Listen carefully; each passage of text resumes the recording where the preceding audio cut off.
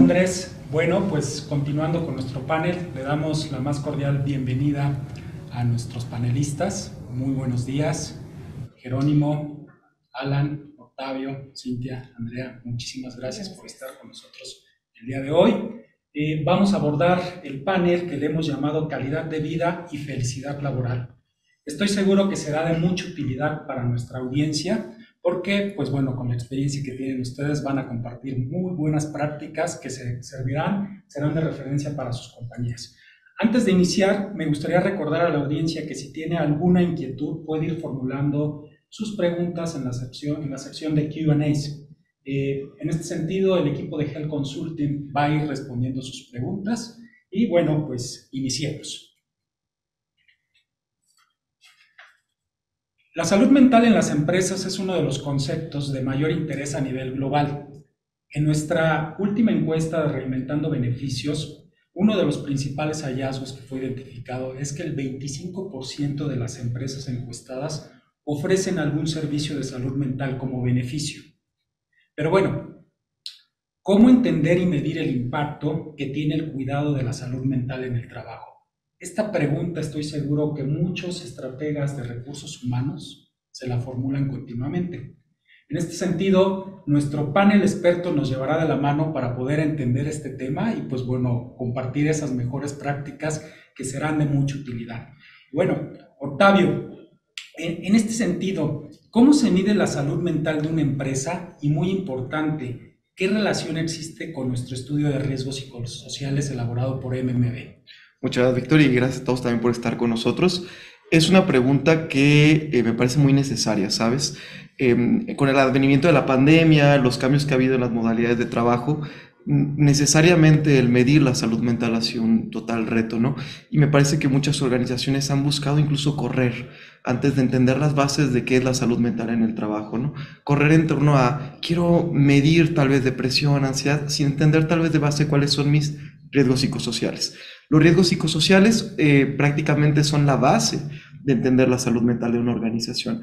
Hay tal vez organizaciones muchísimo más maduras en este sentido que tal vez ya están midiendo otro tipo de aspectos, pero la base es entender qué es un riesgo psicosocial. Esto es un tema que ya tiene características históricas, no es algo nuevo en realidad. Tenemos unos 80 años ya de estudios de riesgos psicosociales en todo el mundo. Para México está siendo relativamente novel con la normativa 35 reciente. Sin embargo, es un tema que ya tiene bastante explorado, ¿no? Y esto tiene que estar muy vinculado con otro tipo de indicadores como calidad de vida laboral, precisamente, que tiene otro tipo de dimensiones, y la felicidad laboral, que tal vez es un constructo un poquito más nuevo en ese sentido. Ahora, esto necesariamente hay que asociarlo con nuestro estudio, ¿no? ¿Cuáles son esas bases? ¿En qué estatus se encuentra nuestro país? Con posiblemente uno de los estudios de riesgos psicosociales más grandes que se han hecho en México, que es precisamente el que tenemos por acá, para poder entender cómo es que está impactada nuestra sociedad en este sentido y cómo podemos migrar hacia sistemas y otro tipo de ideas que tengan que ver con el cuidado de la salud mental en las empresas. Para esto, Alan nos acompaña por acá para platicar un poquito acerca de cómo se ha estructurado este estudio y cuáles son algunos de los hallazgos más representativos, ¿no? Entonces, Alan, platícanos un poquito más acerca de este estudio tan importante que hemos podido realizar. Claro que sí, Octavio Panel, pues muchísimas gracias por estar aquí. Y bueno, vamos a platicar acerca de este estudio que, bueno, a mí me llena de orgullo de parte de toda la compañía de Marsh McLennan, porque, bueno, tenemos una participación de 890 empresas, que estas están segmentadas en más de 20 sectores económicos dentro del país. También quiero agradecer a las 319.279 personas que estuvieron participando. Bueno, todas estas personas para su estudio de riesgos psicosociales, bueno, fueron segmentados en diferentes grupos, a la edad a la que pertenecen, a el grupo de edad al cual pertenecen también y finalmente el género con el que se identifican estas personas. Para nosotros fue muy importante hacer este ejercicio porque a partir de la identificación precisa de cada una de estas personas podemos sentar los planes de acción específicos para mitigar los riesgos psicosociales, para eliminar la violencia y para tener un entorno organizacional favorable. También, bueno, aquí Octavio nos va a platicar un poco acerca de cómo identificar estos riesgos psicosociales muy importantes. Creo que justamente, y a propósito de lo que nos está comentando Alan, tenemos que entender cuáles son los riesgos psicosociales. Para muchas organizaciones esto ya resulta un tanto obvio, porque han aplicado la normativa 35. Sin embargo, sí es muy importante mencionar que así como tenemos estas 5 grandes categorías propias de la normativa, existen otros tantos. los factores extralaborales, por ejemplo, la condición de vivienda, la situación económica del grupo familiar. Pero ¿qué mide la norma 35? Nada más para tenerlo como a la vista y que todo el mundo estemos hablando más o menos el mismo lenguaje, ¿no? Democratizar los conceptos. Tenemos 5 grandes categorías, de acuerdo a la norma 35. Tenemos los factores que tienen que ver con el ambiente de trabajo, los aspectos físicos de donde estamos trabajando. Tenemos los factores propios de la actividad, la carga de trabajo, muy, muy relevante. De repente la carga la llegamos a entender como cuánta chamba tienes, ¿no? Cuántos papeles tienes que firmar. Y esto también más bien se refiere a cuánta responsabilidad tiene alguna persona en el puesto en el que está ocupando. Tenemos también el control que tiene esta persona sobre el trabajo, ¿no? Si cuenta con las capacitaciones adecuadas, si cuenta con las herramientas de trabajo correctas. Todo esto impacta en la posibilidad de ejecutar un trabajo y en los niveles de estrés que esta persona experimenta. Ahorita vamos con la definición un poquito más robusta de qué es el estrés propiamente. Tenemos los tiempos de trabajo, ¿no? La famosa jornada y qué tanto esto interfiere con la vida personal del colaborador. Las relaciones, muy importante, verticales, horizontales, y el fenómeno de la violencia laboral, muy relevante. La violencia laboral no es estrictamente un riesgo psicosocial. De repente nos gusta pensarlo como, forma parte de los factores que tienen que ver las relaciones. No necesariamente. La violencia laboral es un fenómeno que, si bien lo incluimos en el estudio, de manera regular se hace, es un fenómeno independiente. Y finalmente, el reconocimiento del desempeño en el trabajo, ¿no? Este reconocimiento que se hace a los colaboradores es muy relevante en torno a cómo experimenta estos estresores en el centro de trabajo. Entonces, Alan, platícanos un poquito más ahora acerca de algunos eventos que se miden de acuerdo a esta normativa que se encuentran en los resultados de nuestro estudio. Claro, ya que conocemos un poquito acerca de los riesgos psicosociales, también es muy importante hacer énfasis que nuestro estudio tomó en cuenta los acontecimientos traumáticos severos.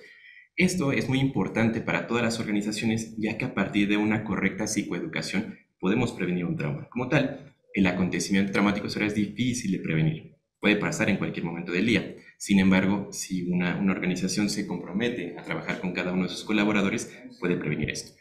De nuestro estudio, tenemos un universo de 38.351 personas que, aquí va un dato para mí muy importante. De estas personas, el 46% requirió atención médica especializada o de psicología especializada.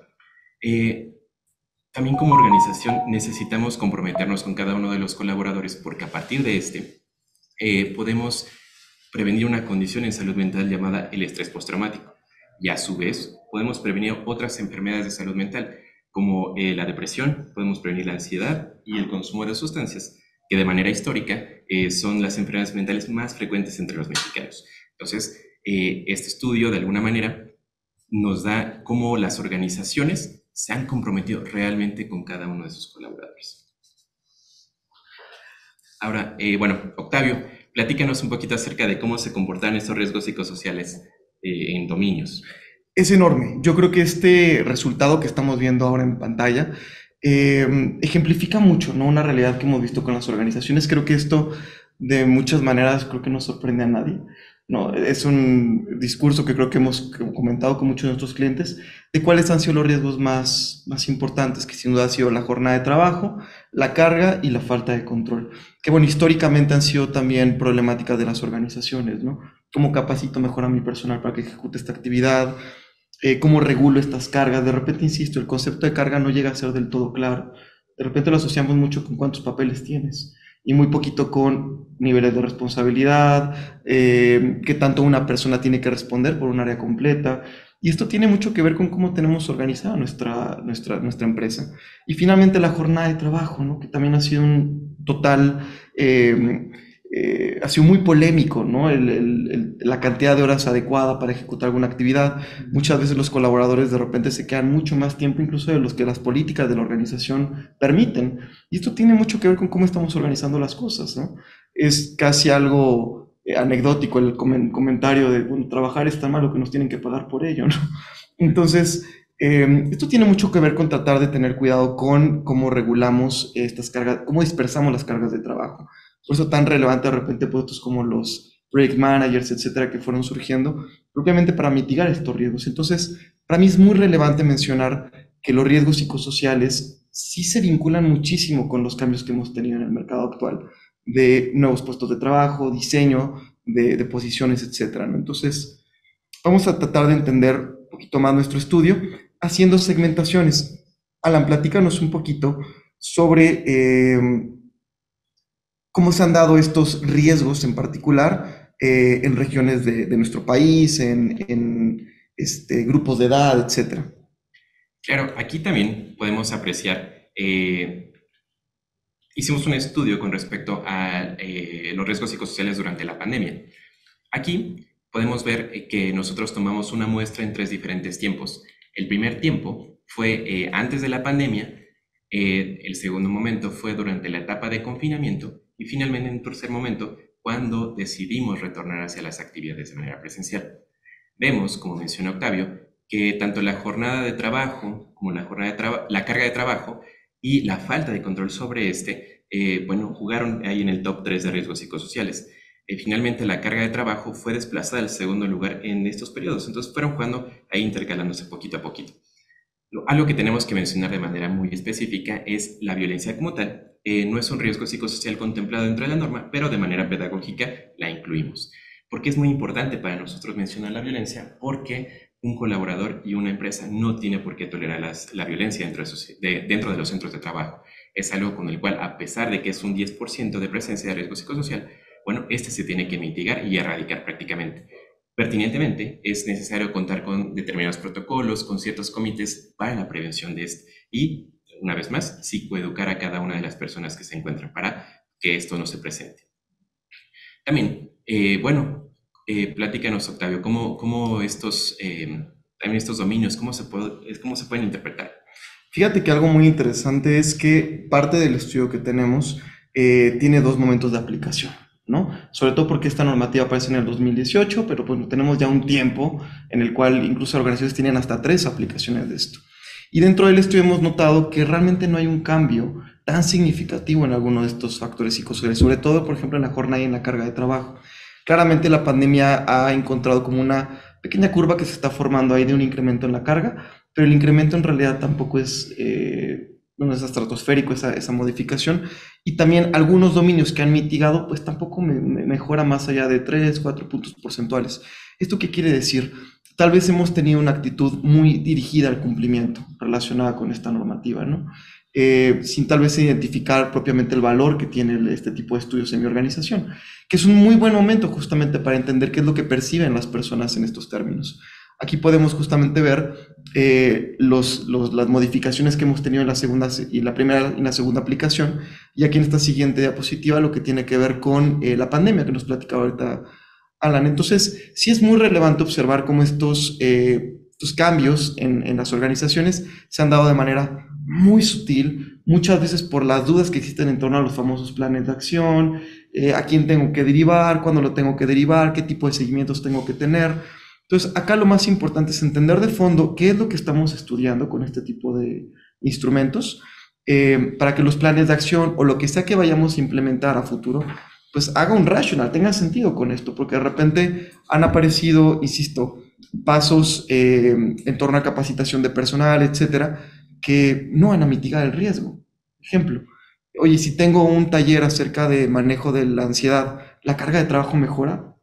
Pues no, porque el indicador y ese segundo, ese tratamiento que le estoy dando a las personas no corresponde. Entonces, lo primero es entender qué tengo que hacer a nivel organizacional con esto, y luego ya puedo pasar a pautas educativas para prevenir a las personas que, independientemente de estas mejorías organizacionales, llegan a resultar afectadas, ¿no? Muchas gracias.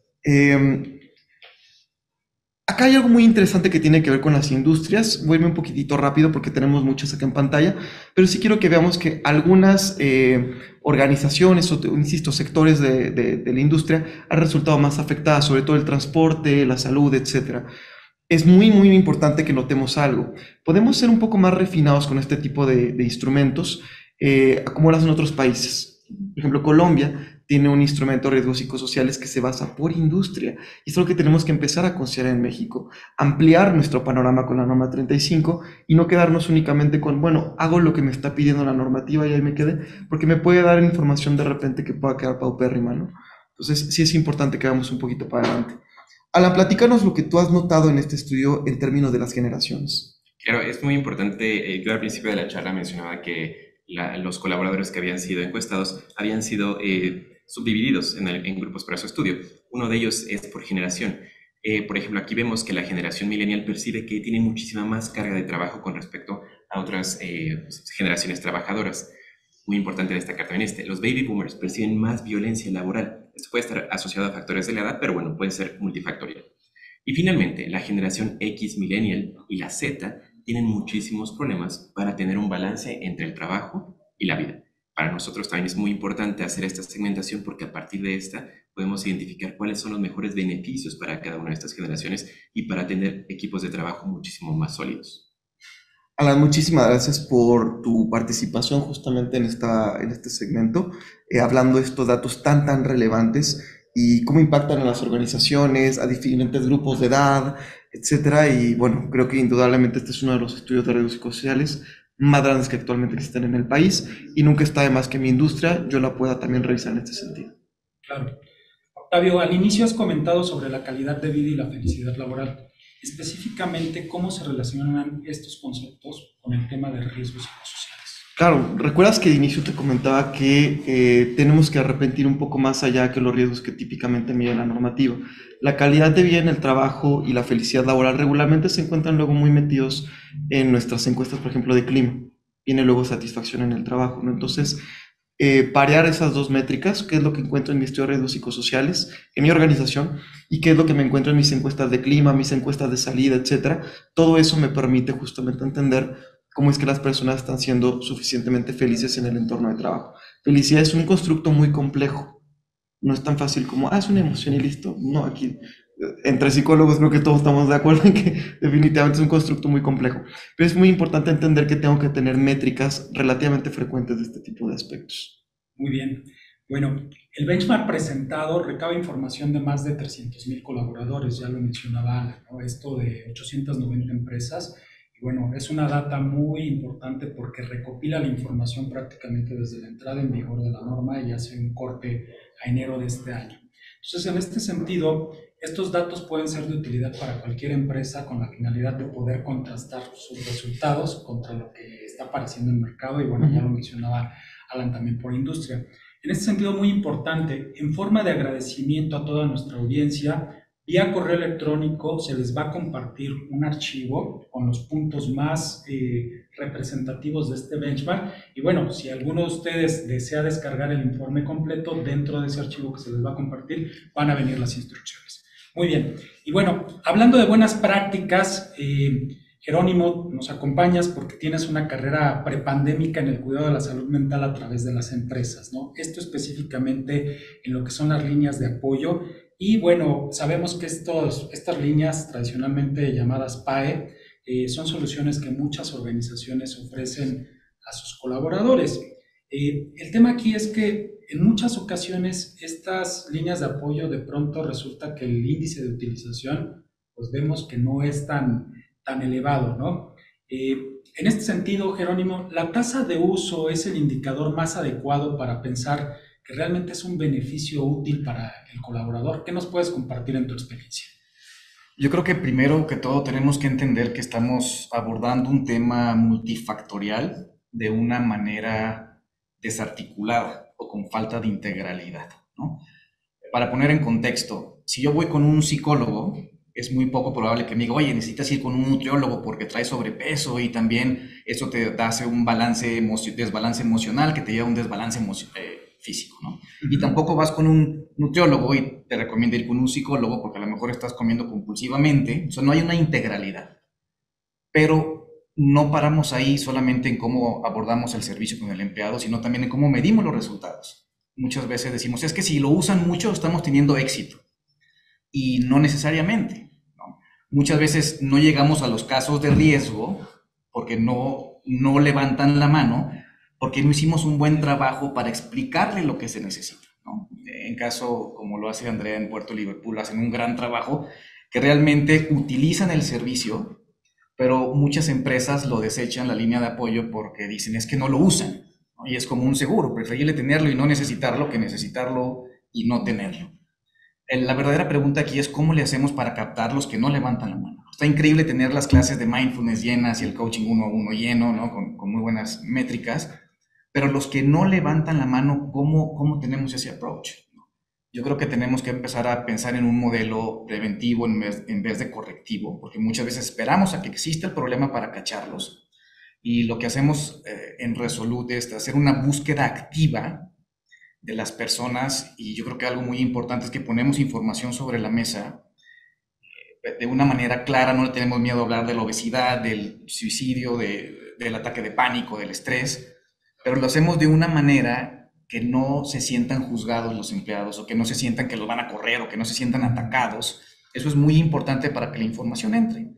Y un segundo punto es que, como damos la información, lo hacemos en un formato que corresponda a cómo lo van a consumir. Porque no es lo mismo hablarle a un millennial que a un X, que a un adulto mayor, o a un operador o un gerente. Y muchas veces las campañas se hacen masivas y la gente no consume la pastilla que va a ser la medicina que tiene que consumir. Y por otro lado, una cosa que está sucediendo post pandemia, tenemos aumento en la depresión, incrementó también los índices de intento de suicidio, el estrés, y la gente ahorita no sabe que necesita ayuda porque ya se acostumbró a una nueva normalidad.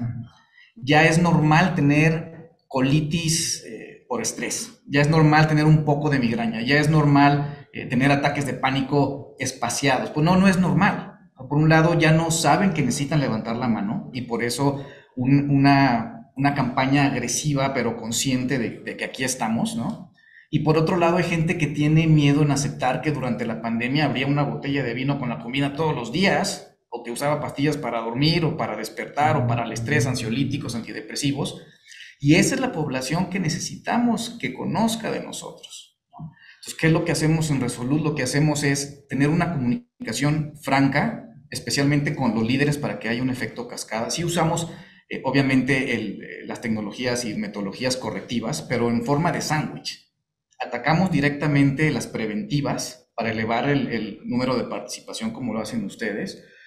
Tenemos programas que no solamente se van implementando las metodologías, sino que van midiendo en tiempo real los cambios que van teniendo, porque también van cambiando. Estamos ahorita post pandemia, pero todavía hay miedo, pero todavía hay depresiones, ¿no?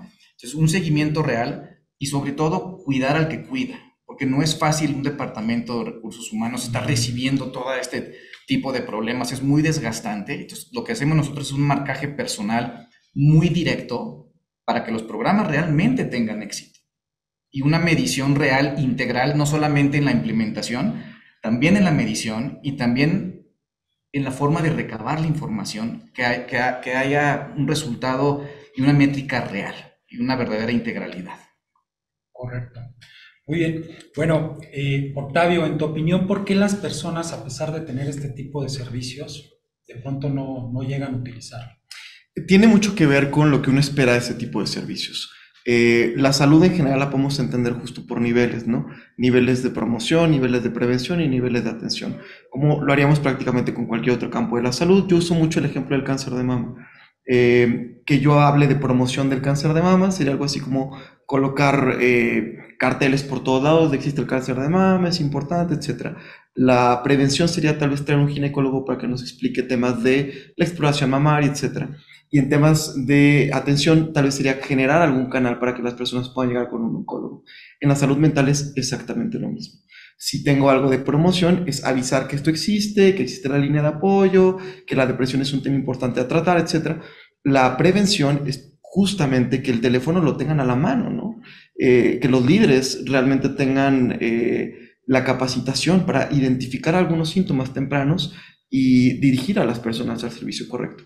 Y finalmente la atención. ¿Qué hacemos cuando detectamos algún problema? Que bueno, hay más niveles en este sentido que platicamos en un momento, pero sí es muy relevante que observemos la relevancia detrás de esto. Las personas que se encuentran en la base necesitan una promoción a la salud. No podemos esperar que la gente simplemente vaya con un psicólogo y listo ya, porque les dije, no. Primero visibilizar qué síntomas son relevantes, porque muchas veces las personas ni siquiera identifican que lo que están viviendo es un síntoma de alguna condición de salud mental. Muy bien, aquí el reto es el tema de promoción. promoción, sensibilización y difundir, por lo que entiendo. En este sentido, Octavio, ¿cuáles son las estrategias de salud mental más completas por las que pueden apostar las empresas para cubrir precisamente todas estas áreas de oportunidad? Muy a propósito de lo que acaba de comentar justamente Jerónimo, tiene que ver con la integralidad. No suponer que si yo tengo una línea de apoyo al empleado y nada más, es suficiente. Tengo que tener una suficiente comunicación, capacitados a mis líderes. Es un tema estratégico. Y comentó ahorita Jerónimo algo crucial, cuidar las áreas de recursos humanos. Puede ser muy abrumador de repente recibir este tipo de temáticas sin la preparación suficiente. Entonces, no siempre es, pasa a los recursos humanos y ellos se hacen cargo, no necesariamente. Entonces tenemos que tener áreas un poquito más especializadas y pensar esto en términos de sistemas, que es justamente algo que el puerto ha trabajado bastante bien. Exacto. En este sentido, Andrea, ¿cómo ha sido la experiencia en el puerto construyendo esta estrategia integral que, bueno, está enfocada a socorrer las necesidades y cuidar la calidad de vida de los colaboradores? Bueno, antes que nada, muchas gracias por la invitación. La verdad es que en nombre de todo el puerto nos sentimos muy contentos de poder compartir con ustedes lo que hemos realizado en calidad de vida. Para nosotros es un tema que verdaderamente es relevante, que es importante. Si nos ubicamos un poco antes de la pandemia, en el 2019, pues teníamos un área que tenía concentrado incluso toda la parte de salud con la parte de seguridad. Buscábamos como tener esas dos áreas, esa visibilidad integral. Teníamos un equipo de enfermería un poco menos robusto de lo que tenemos hoy, 121 enfermeras en ese momento, hoy ya tenemos 175. Teníamos algunas actividades, algunas activaciones para que la gente empezara a tomar el tema de salud como un tema relevante. Posteriormente pasamos al 2020 y en el 2020, antes de empezar pandemia, creamos el área de salud y bienestar. Eso para nosotros fue muy positivo porque empezamos a robustecer la mentalidad de cuidar a las personas, ¿no? Tener una estrategia integral. Y en el 2020-21, en plena pandemia, que creo que no es la excepción para el puerto de Liverpool, creo que es algo natural que sucedió en todas las empresas, tuvimos que ahondar en la relevancia de la salud, en el cuidado de las personas y creamos una estrategia que se tituló Creando mi mejor versión. Con esta estrategia tenemos tres grandes pilares: el pilar de emocional, mental, físico y emocional, mental y físico. Y estos tres pilares lo que nos ayudan es a ahondar en los temas básicos y en como el equilibrio que tiene que tener todo colaborador para asegurar pues, justo lo que ustedes acaban de compartir, ¿no? Cómo podemos encontrar que la persona se encuentre bien y que verdaderamente tenga este equilibrio entre su vida personal y su vida laboral. Después de la pandemia, en el 2021 empezamos a dar pasos un poco más importantes. Creamos el primer tamizaje de salud mental. Para nosotros fue una gran experiencia. Participó el 70% de nuestra población, 59,000 colaboradores, que es un número gigante, que nos permitió saber cómo estaba en temas de ansiedad y de depresión. La verdad es que son números muy relevantes que hoy nos permiten entender un poco más cómo estamos, en dónde tenemos que trabajar y cuáles son los pasos que tenemos que desarrollar. Y este año también empezamos el año con el pie derecho porque empezamos haciendo un mapeo de riesgos de salud. Este mapeo consiste en pues, poder indagar un poco cómo están las personas en temas de burnout, cómo están en salud en cuanto a enfermedades heredofamiliares, cómo están en enfermedades crónicas como obesidad, en fin. Y lo que estamos buscando es tener toda esta información de una forma que nos permita, con muchos datos, con mucha información sólida, encontrar cuáles son las herramientas que más sentido hacen a nuestros colaboradores, que les ayuden a tener este equilibrio y la información de una forma integral, ¿no? Pero lo más importante, bueno, antes déjenme compartirles que en este mapeo de salud participó el 40% de nuestra población, que también es un número muy significativo. Y lo más importante con todo esto es que empezamos a construir la cultura del autocuidado. Somos conscientes, ahorita ustedes lo decían, y creo que es algo súper importante. Por supuesto, el tema de la salud es relevante. Por supuesto, las empresas tenemos el deber de ofrecer a los colaboradores herramientas que los ayuden a cada vez estar mejor. pero no podemos hacer todo. Necesitamos que el colaborador mueva, ¿no? y muestre su interés y verdaderamente pues asegure que las cosas sucedan. Ahorita hablábamos del psicólogo, ¿no? Como en temas de salud mental, pues sí, seguramente se necesita un apoyo, un acompañamiento psicológico, etcétera. Pero si el colaborador no quiere, si el colaborador no da el paso, pues difícilmente se va a lograr.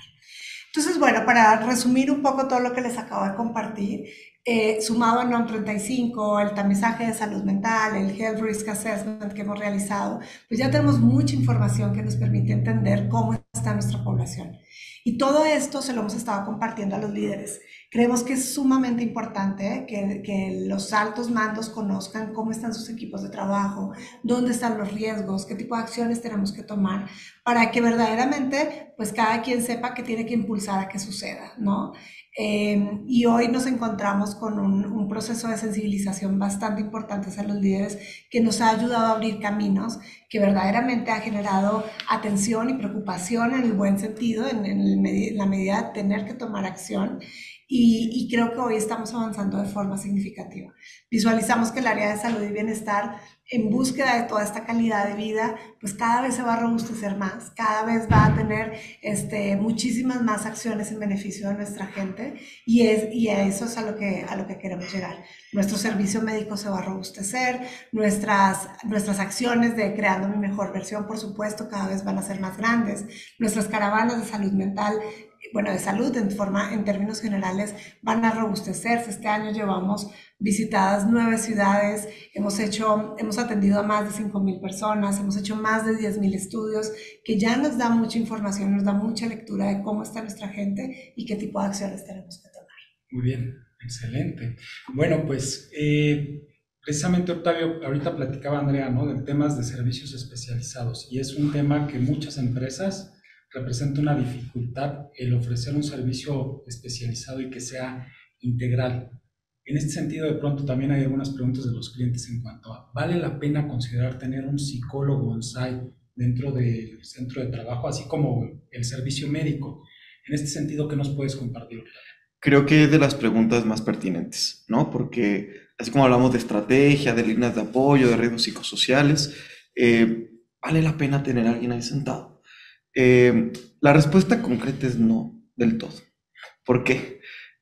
La salud la entendemos por estratos, ¿no? ¿Cómo entender la salud mental? Las personas comienzan con riesgos o problemas psicosociales, por ejemplo, los duelos, las rupturas afectivas, los problemas de habilidades sociales, una gran caterva de problemáticas que prácticamente todo mundo vivimos y que se consideran riesgos psicosociales de alguna manera, los sistemas de comunicación entre las personas, etc. La mayoría estamos en ese lugar, digamos en primer nivel. En un segundo nivel, cuando estos riesgos psicosociales no son del todo bien gestionados por el entorno, por la persona, etc., aparecen los problemas de regulación del estrés. Es decir, si yo estoy pasando por un duelo, estoy pasando también por dificultades con mi líder y dificultades en mi casa, naturalmente me voy a estresar. Ese estrés mal gestionado condiciona, por algo llamado diátesis estrés, que es justamente el fenómeno detrás de muchas condiciones en salud mental, las herramientas de la persona versus las exigencias de su vida, puede precipitar justamente la aparición de depresión, ansiedad y otras condiciones en salud mental. Arriba de ese tercer nivel, que son las condiciones en salud mental, se encuentra lo que llamamos clásicamente pacientes institucionales, que son personas que viven con una gran gama de condiciones en salud mental. Depresión, consumo de sustancias, algún desorden de personalidad, rasgos tal vez de alguna otra condición, etc. Entonces, ese último nivel, ninguna organización le va a poder pegar, porque son personas que requieren atención institucional. Y me refiero a la salud pública propiamente, ¿no?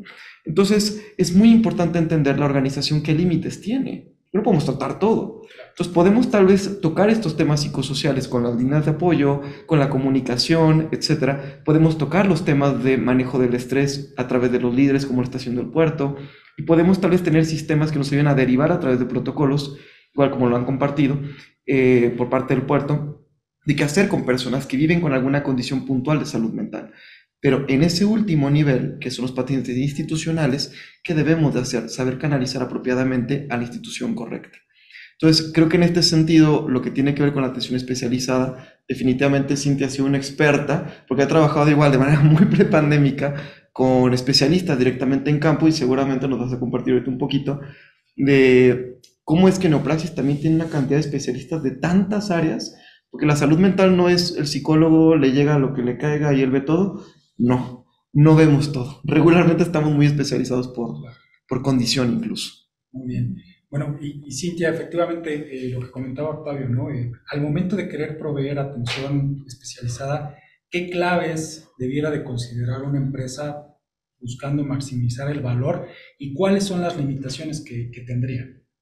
Pues es una muy buena pregunta y gracias por hacerla. Y lo primero que me viene a la mente, y es una invitación con todas las empresas con las que tengo la oportunidad de acompañar y de escuchar, es que al estar buscando el tema de una atención especializada, una recomendación súper práctica es poder empezar con un programa piloto.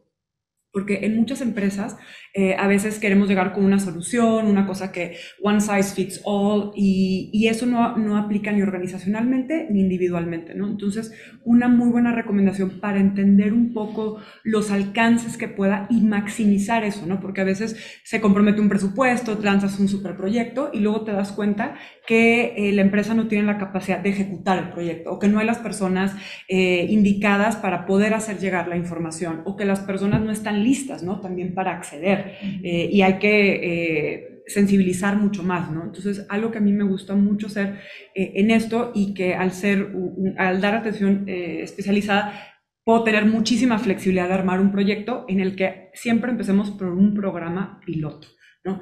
Y que puede ser con algún sector en particular de la empresa, o con los casos que ya tengamos previamente detectados que están en los niveles más altos de riesgo, y de entrada empezar por ahí, ver qué funciona y ver la granularidad, ¿no? Nosotros en los reportes que mandamos no solo vemos la data general de cuánta gente accedió, ¿no? Siempre damos también información cualitativa, qué es lo que las personas están diciendo, ¿no? Y siempre incluye una sección que se llama En sus palabras, ¿no? ¿Qué es lo que las personas están diciendo de por qué están buscando la atención personalizada, por qué requieren este mayor seguimiento y un trabajo mucho más integral? Porque son personas que pueden necesitar una canalización a psiquiatría, o pueden necesitar que sí vayan a su seguro social para buscar atención médica, y que haya un psicólogo encargado de llevar el caso de principio a fin, asegura que esos casos en particular que requieren ese nivel de atención puedan tener una continuidad y un seguimiento, ¿no? Y también, ya en la parte muy específica de lo que hacemos, es que las personas que están buscando esa atención no se les asigna cualquier psicólogo, ¿no? Y por eso también tu pregunta, bueno, ¿me conviene tener un psicólogo ahí en la planta? Bueno, de eso a nada, pues mejor eso, ¿no? Pero si tienes la oportunidad de diseñar el servicio de una manera que las personas puedan acceder a un especialista acorde a su situación, y nos tocan casos hasta, por ejemplo, población LGBT, que dice, oye, pues mi nombre con el que estoy adulto en la empresa es este, ¿no? Pero yo me identifico como hombre, tengo necesidades particularmente de población trans, o personas que han vivido experiencias de violencia. No cualquier especialista es el indicado, ¿no? Para atendernos. Los psicólogos, aunque hay muchos que podemos ser generalistas, nos hemos especializado mucho, y algo que nosotros hacemos es tomarnos el tiempo de que literal hay un humano que hace un proceso como de triage, como similar cuando llegas a un hospital y que te atiende enfermería y ve las primeras cosas. Hacemos lo mismo para poder elegir cuál es el psicólogo indicado para ti, por tus preferencias, por el tiempo que tienes disponible, si quieres tu cita el domingo, si necesitas ir al consultorio, si la quieres por teléfono porque no tienes buen internet. Y creo que el hacer ese programa piloto, decidiendo cosas a la medida, nos ayuda a ajustar para así después poder maximizar el programa. Porque si tú entras con un programa muy, muy ambicioso, puede no ser lo mejor, sobre todo si es la primera vez, ¿no? Si no tienes data previa, si no sabes cómo la gente accede, ¿no? Entonces yo es algo que a la gente que nos está viendo, que son tomadores de decisiones, a lo que les invitaría con cualquier proveedor que estén hablando es cómo poder aproximar este acercamiento como un programa piloto, como un experimento, ¿no? Muy bien, pues muchas gracias. A mí me gustaría compartir algunos puntos clave que ustedes nos han compartido. Y pues bueno, como primer lugar, sobre los riesgos psicosociales. Los riesgos de mayor prevalencia, ya lo mencionaba Alan y Octavio, se identificaron como carga de trabajo, jornada y falta de control sobre el trabajo. En este sentido, se observó también con los gráficos que nos presentaron que entre aplicaciones que han ido avanzando con este tema de la norma, se ha visto que realmente el movimiento no ha sido sustancial, ¿no? Se mantienen. Entonces, en este sentido es de crucial importancia comprender exactamente estos indicadores y a partir de esa comprensión hay que implementar programas de seguimiento a los planes de acción a través, fundamentado principalmente en el trabajo colaborativo con los líderes. Si no, de esta manera no vamos a poderlos revertir. Segundo punto, sobre las líneas de apoyo, Jerónimo. Existen muchos indicadores de eficacia por parte de las líneas de apoyo para el empleado, ¿no? Basarse solo en los índices de uso me parece que puede no ser el elemento de mayor relevancia al momento de evaluar precisamente la necesidad de implementar o no una línea de emergencia de este tipo. Esto me parece que es similar a una estación de bomberos. Tienes la estación y tienes los camiones de bomberos, pero bueno, no siempre va a haber incendios.